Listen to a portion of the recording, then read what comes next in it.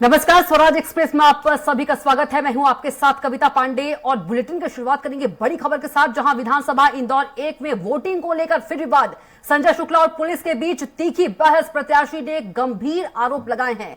तो बड़ी खबर आपको बता रहे हैं इंदौर के विधानसभा 1 से, जहां वोटिंग को लेकर फिर से विवाद, संजय शुक्ला और पुलिस के बीच तीखी बहस। कांग्रेस प्रत्याशी ने पुलिस पर गंभीर आरोप लगाए हैं।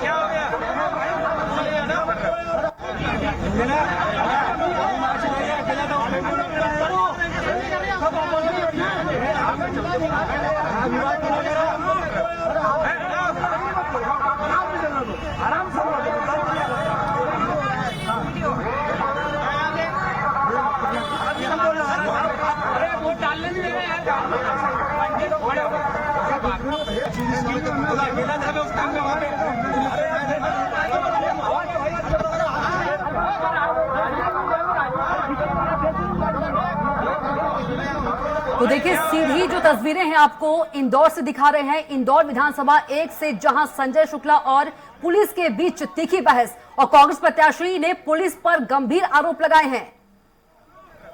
तो विधानसभा क्रमांक 1 में वोटिंग को लेकर आप तस्वीरों में देख सकते हैं संजय शुक्ला जो विधानसभा क्रमांक 1 के प्रत्याशी हैं, और पुलिस और संजय शुक्ला के बीच तीखी बहस हो रही है। और इससे पहले भी संजय शुक्ला ने बीजेपी प्रत्याशी पर कई आरोप लगा चुके हैं।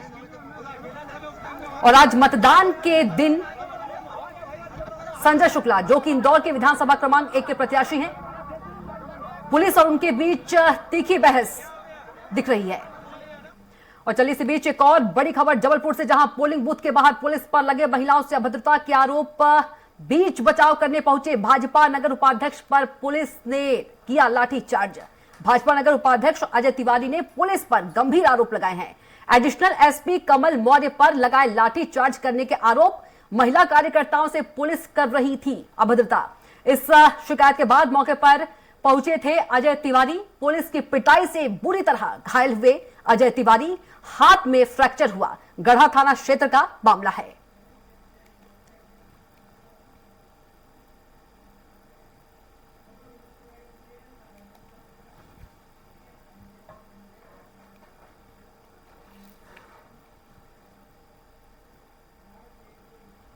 और आज लोकतंत्र का महापर्व है और लोग अपनी जिम्मेदारी निभा रहे हैं। और चलिए इसी पर हम आगे डिबेट करते हैं।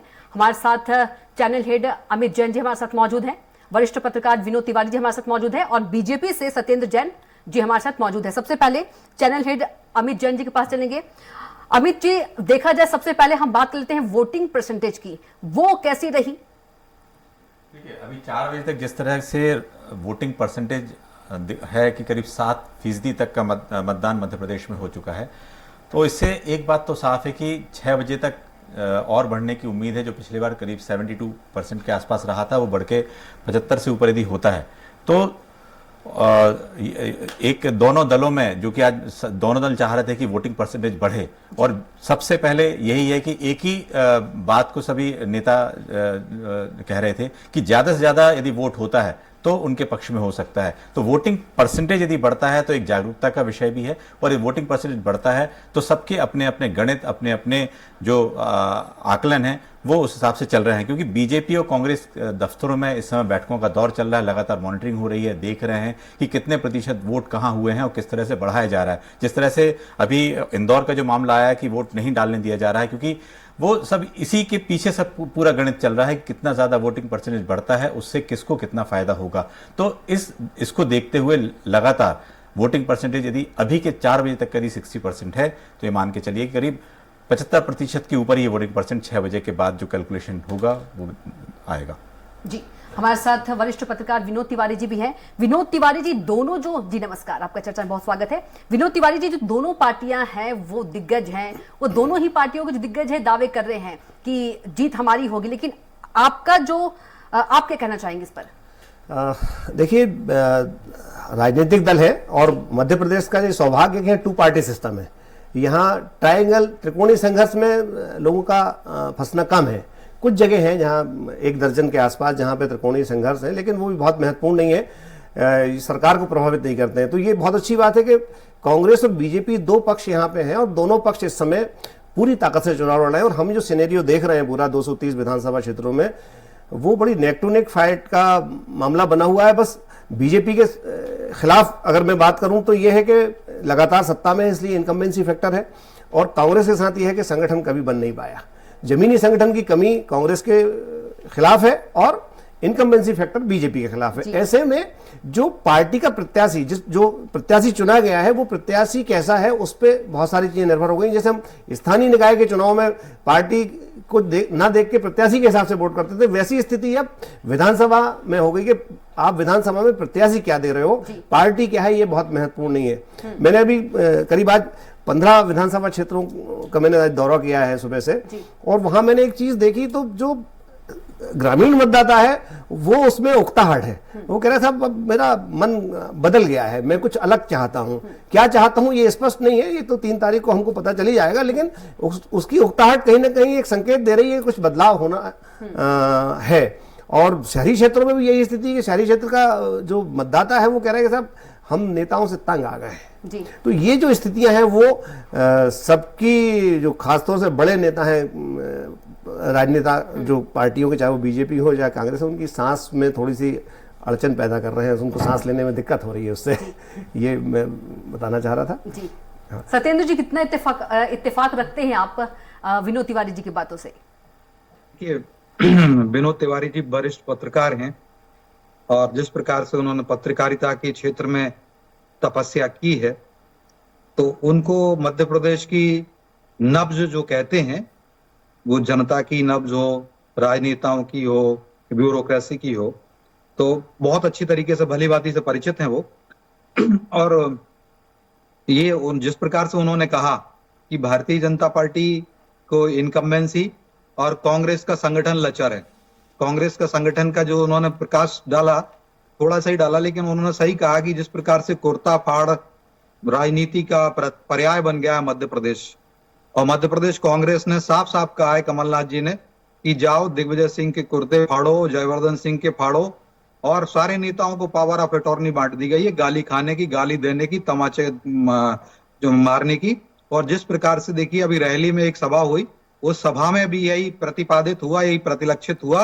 कमलनाथ जी भाषण दे रहे थे और रैली की सभा में कांग्रेस के कार्यकर्ता मंच पर एक दूसरे को मुक्के मार रहे थे, और उसी को और आगे बढ़ाते हुए उन कांग्रेसी कार्यकर्ताओं ने कल या परसों की बात है कि कांग्रेस के जो कार्यकर्ता हैं अनस पठान जी भोपाल में कांग्रेस प्रदेश कार्यालय में घुस करके उनको कांग्रेस के कार्यकर्ताओं ने मारा।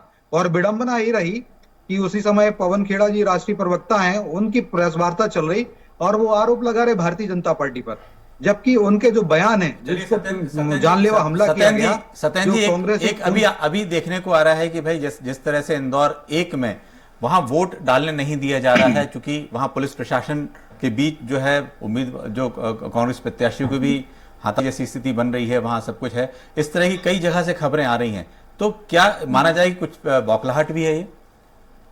देखिए, बौखलाहट जो मुझे ऐसा लग रहा है कि ये संजय शुक्ला की बौखलाहट है।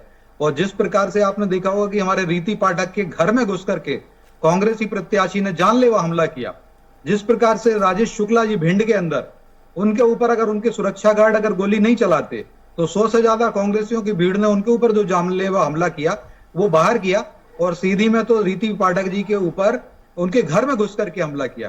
तो ये सारा का सारा कांग्रेस का, और कांग्रेस देखिए कांग्रेस के नेता आपस में ही एक दूसरे के खून के प्यासे हो रहे हैं। मैं तो बड़ी संवेदना रखता हूं सारे इसका जवाब ले लेते हैं। अमित चौरसिया जी इस समय कांग्रेस के प्रवक्ता हमारे साथ हैं। ये बताएं कि जो अभी सत्येंद्र आरोप लगा रहे थे कि किस तरह से हमला चल रहा है या पार्टी दफ्तर में हुआ, उसके बारे में क्या क्या जवाब है आपका? नमस्कार। एक तो ये मैं कहना चाहूंगा इसमें कि 3 वर्ष पूर्व लोकतंत्र और जनादेश का अपमान कर लूट से बनी हुई सरकार ने आज सारी मर्यादा मध्य प्रदेश में तार तार कर दी है।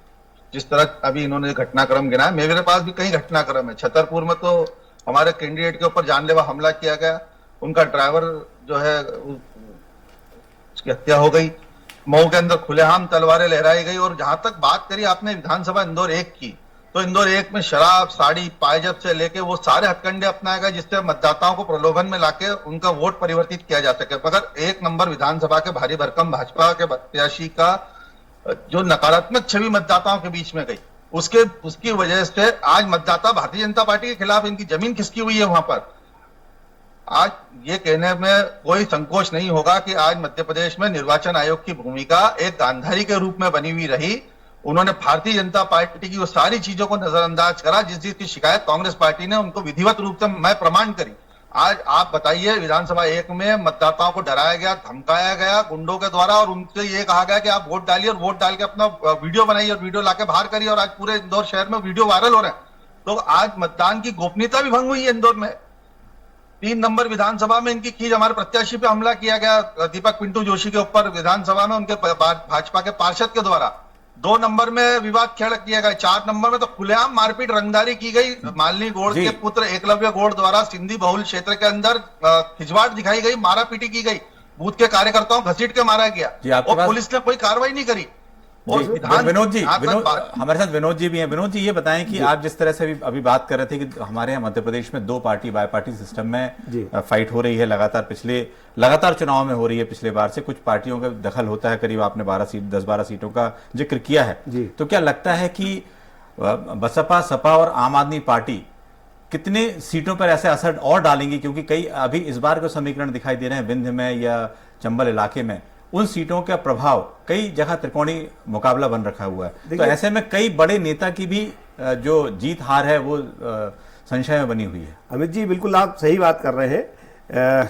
कई नेताओं की सांस अटकी है और कई नेता डायलिसिस पे जा रहे हैं। ये जो आज अभी स्थिति बनी हुई है, मैं मतदान की बात कर रहा हूँ, शरीर से वो स्वस्थ रहे, ईश्वर उनको स्वस्थ रखे, 100 साल जिए वो, लेकिन जो राजनीतिक स्थिति है मैं उसकी बात कर रहा हूँ। वहाँ कई लोगों की स्थिति ऐसी हो गई है जो ना उगलते बन रही है ना निगलते बन रही है। और ऐसी करीब मध्य प्रदेश में करीब मैं समझता हूँ 70 से 80 सीटें हैं जहां पर बहुत कम मार्जिन से चुनाव का परिणाम सामने आएगा, और करीब 40-50 सीटें तो ऐसी हैं जहां पे आप 1000-1500 वोट, 2000 वोट मैक्सिमम हो सकता है। कई जीता आपको ऐसे ही दिखेंगे, कोई 500 वोट से जीता, कोई 300 वोट से जीता, कोई 700 वोट से जीता, कई सारी सीटें ऐसी हैं। तो ऐसे में जो त्रिकोणीय संघर्ष की बात हम कर रहे हैं, सपा बसपा के अलावा भी क्या हो रहा है कि बी टीम भी बन गई है पार्टियों की। जैसे बीजेपी भी इस समय 2 तरह से कर रही है, एक पुरानी बीजेपी और एक नई बीजेपी। नई बीजेपी में उत्साहित कार्यकर्ता है और पुरानी बीजेपी में जो निष्ठावान कार्यकर्ता था, जिसको आज वो कह रहा है कि हमको नजरअंदाज कर दिया गया है और वो काम नहीं कर पाया। इसमें पूरे विधानसभा में मैंने जब देखा कि जो सीनियर कार्यकर्ता है जो बीजेपी का, जिसने कहा कि हमने पार्टी खड़ी की थी, वो कार्यकर्ता घर बैठा हुआ है, वो एक्टिव नहीं हो पाया। और जहां जहां वो एक्टिव हुआ वो पार्टी को फायदा मिलेगा, लेकिन जहां वो एक्टिव नहीं हुआ है वो पार्टी को बहुत नुकसान होने वाला है। बिल्कुल आप एक चीज। दूसरी बात, जैसे आपने बताया त्रिकोणीय संघर्ष की, विंध्य में आपको बात करूंगा, नारायण त्रिपाठी जैसे लोग जो भाजपा के विधायक थे और उनको फिर टिकट नहीं मिला और उन्होंने अपनी नई पार्टी बनाई और 25-30 कैंडिडेट उन्होंने वहां खड़े कर दिए।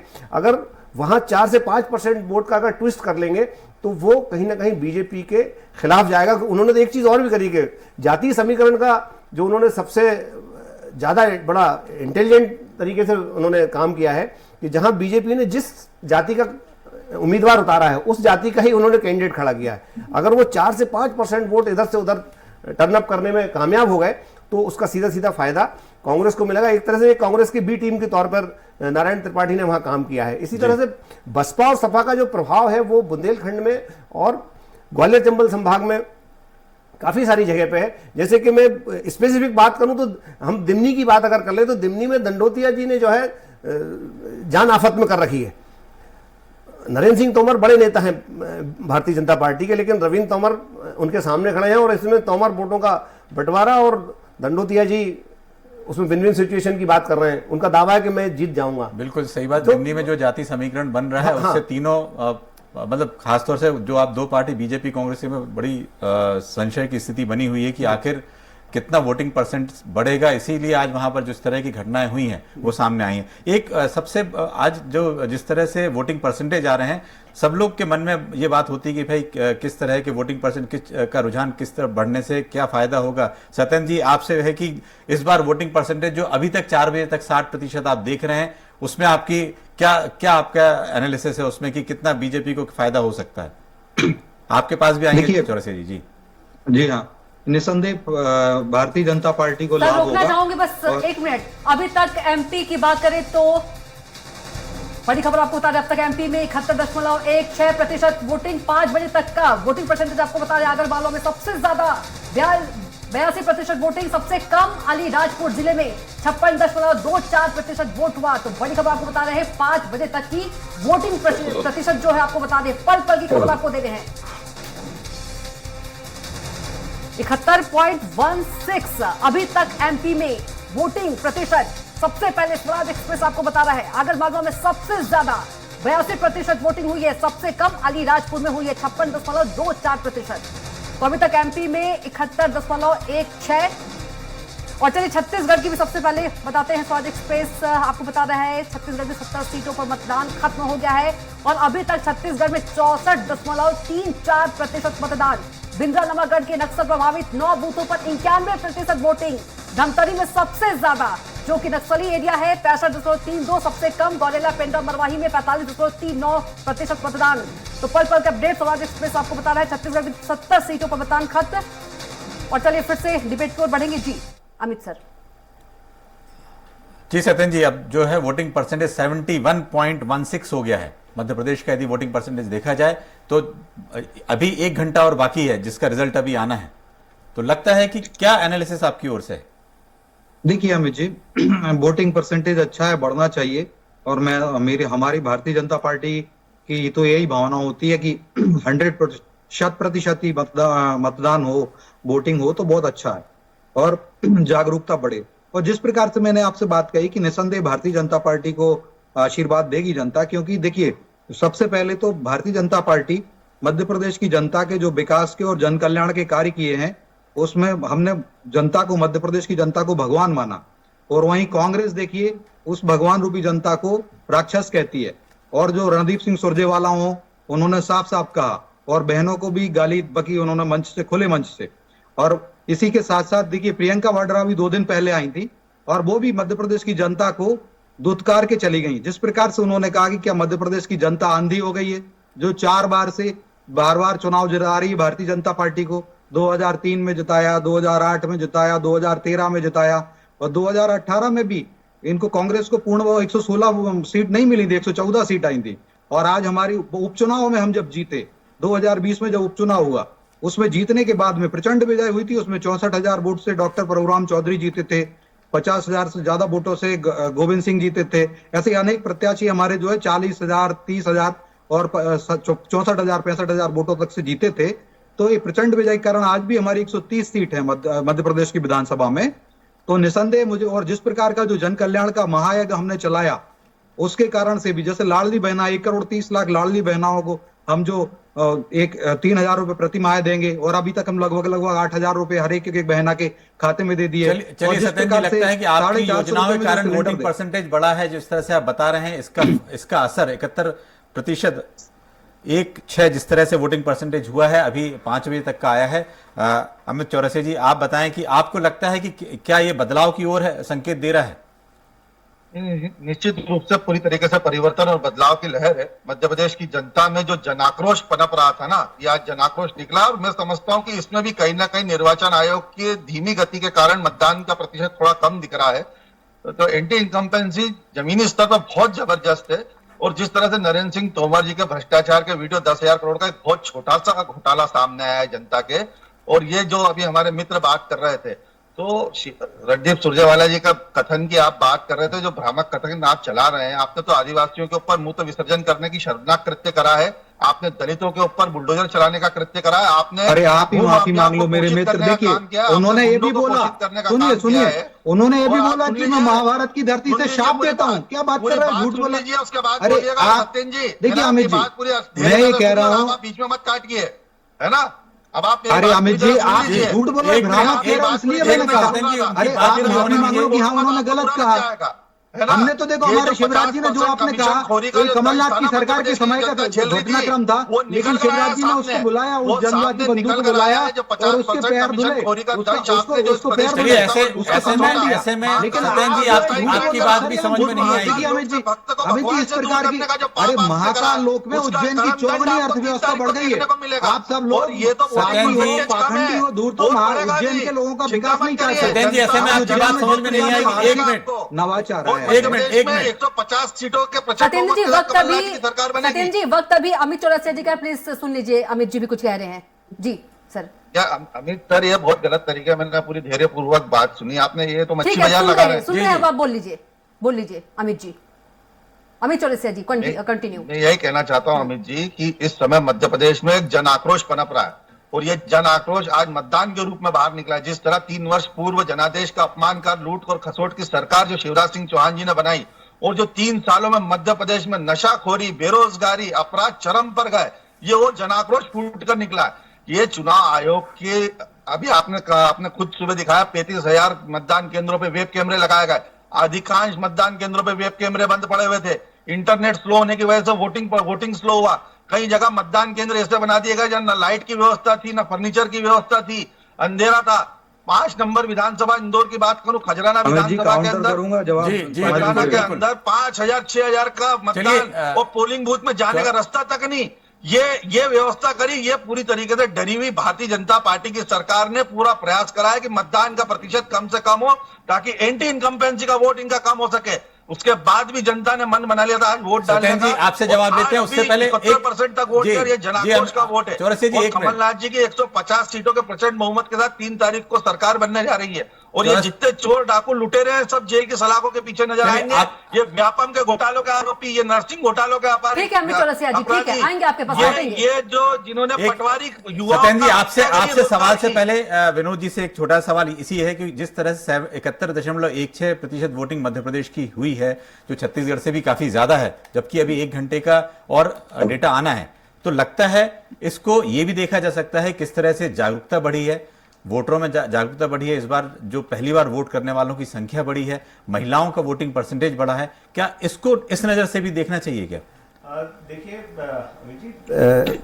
परसेंटेज बढ़ना बहुत अच्छी बात है और हमारा समाज जागरूक होता जा रहा है। तो कोई भी पार्टी ये दावा करे कि मतदान प्रतिशत बढ़ गया इसलिए हमारे पक्ष में है, चाहे वो भारतीय जनता पार्टी हो या कांग्रेस हो, लेकिन जो अभी यूथ मतदाता है उसका जो रुझान आया है वो उसका कहना है कि मैं तो 100% वोट करूंगा और मैं अपने पसंद की सरकार चुनूंगा। अब वो उसकी पसंद क्या है ये तो 3 तारीख को पता चलेगा। बात रही महिलाओं की, तो महिलाओं का वोट परसेंटेज तो अभी आया ही नहीं है सामने। वो जब हमारे सामने फाइनल टैली आएगी चुनाव आयोग की, उस समय पता चलेगा कि महिलाओं ने कितना ज्यादा किया या कितना कम वोट किया है। तो उससे भारतीय जनता पार्टी की जो लाडली लक्ष्मी योजना है उसकी असलियत का भी पता चल जाएगा कि वो वाकई उसका प्रभाव हुआ है या नहीं हुआ है। और बाकी दूसरी जो योजनाएं हैं, चाहे वो अर्बन एरिया में घर बनाने की योजना हो, प्रधानमंत्री गृह योजना हो, या और दूसरी जो किसानों के लिए जो योजनाएं उन्होंने चला रखी हैं, इसके अलावा बाद कांग्रेस का जो मैनिफेस्टो था, कांग्रेस ने अपने मैनिफेस्टो में जो बहुत सारे वादे किए उनका कितना प्रभाव पड़ेगा इस चुनाव पे, ये तो सब चीजें 3 तारीख के विश्लेषण में हमको पता चल जाएंगे। लेकिन अभी जो समझ में आ रही है बात कि रेस्टलेस हो रहे हैं कैंडिडेट और कहीं कहीं जो घटनाएं हो रही हैं वो घटनाएं सामान्यतः हम जो देखते हैं कि जब कोई किसी भी पार्टी का प्रत्याशी जब अपनी हार देखता है या उसको डिस्कम्फर्ट होता है तो उस समय हिंसक घटनाएं विनोद जी, आपको रोकना चाहूंगी। एक बड़ी खबर आ रही है गरियाबंद से, जहां पोलिंग पार्टी को नक्सलियों ने बनाया निशाना। अति संवेदनशील मतदान केंद्र में क्या ID blast, additional SP DC Patel ने की ब्लास्ट की पुष्टि। तो बड़ी खबर आपको बता रहे हैं, आईटीबीपी का जवान हुआ शहीद, पुष्टि होना बाकी। बिंद्रानगढ़ के अति संवेदनशील मतदान केंद्र बड़े कोबरा में ब्लास्ट। इस वक्त की बड़ी खबर स्वराज एक्सप्रेस आपको सबसे पहले बता रहा है। गरियाबंद में पोलिंग पार्टी को नक्सलियों ने बनाया निशाना। तो बता दें आपको कि चुनाव से पहले नक्सलियों ने चुनाव का बहिष्कार भी किया था। और देखिए गरियाबंद में पोलिंग पार्टियों को नक्सलियों ने बनाया निशाना। और चलिए ज्यादा जानकारी के साथ संवाददाता प्रदीप हमारे साथ जुड़ गए। प्रदीप, क्या कुछ जानकारी मिल पा रही है? एक जवान शहीद होने की भी जानकारी है। जी बिल्कुल, आपको बता दूं कि जो पूरा मामला है मैनपुर थाने से कहते बड़े गोबरा का है, जहां जो विधानसभा 70 विधानसभा में चुनाव होने थे। वहीं चुनाव होने के बाद ही विंद्रानगर के जो बड़े गोबरा एरिया है वहां से जब मतदान दल वापस आ रही थी, उसी दौरान नक्सलियों ने आईडी ब्लास्ट किया है, जिसमें एक आईटीबीपी की जवान की शहीद होने की सूचना मिली है। जी जी बिल्कुल, क्या कुछ अभी माहौल है, यदि प्रदीप माफ कीजिएगा प्रतीक कहा जाए तो? जी बिल्कुल, बता दूं कि जब जो पोलिंग पार्टी है जब वापिस आ रही थी उस दौरान ब्लास्ट हुआ है। अभी जो पोलिंग पार्टी के जो सदस्य हैं उनको दूसरे रास्ते के थ्रू उनको धमतरी की तरफ से बाहर निकाला जा रहा है। चलिए, तमाम जानकारी के लिए आपका बहुत ही शुक्रिया प्रतीक। तो चलिए अब आपको दिखाते हैं 2003 से लेकर 2018 तक का कितना रहा मत प्रतिशत। तो मध्य प्रदेश विधानसभा चुनाव साल 1998 60.22% और 2003 की बात करें तो 67.25%। 2008 की बात करें तो 69.28%। 2013 72.7%। 2018 की बात करें तो 74.97%। तो टीवी स्क्रीन पर आप देख सकते हैं। जी विनोद जी, प्लीज कंटिन्यू। देखिए, वोटिंग परसेंटेज को लेके जो बात आपने बताई है कि जैसे जैसे जागरूकता बढ़ती जा रही है वोटिंग परसेंटेज हमारा बढ़ता जा रहा है, इसलिए हम कोई पार्टी के बारे में धारणा बनाए कि ये फला पार्टी के पक्ष में जाएगा, ये कहना अभी ठीक नहीं होगा।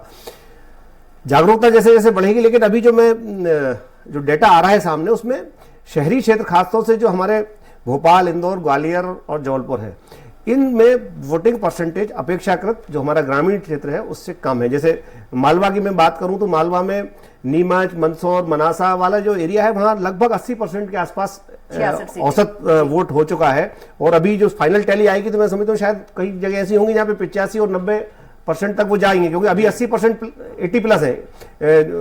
एक जावद में तो 83% अभी 5 बजे तक हो चुका है।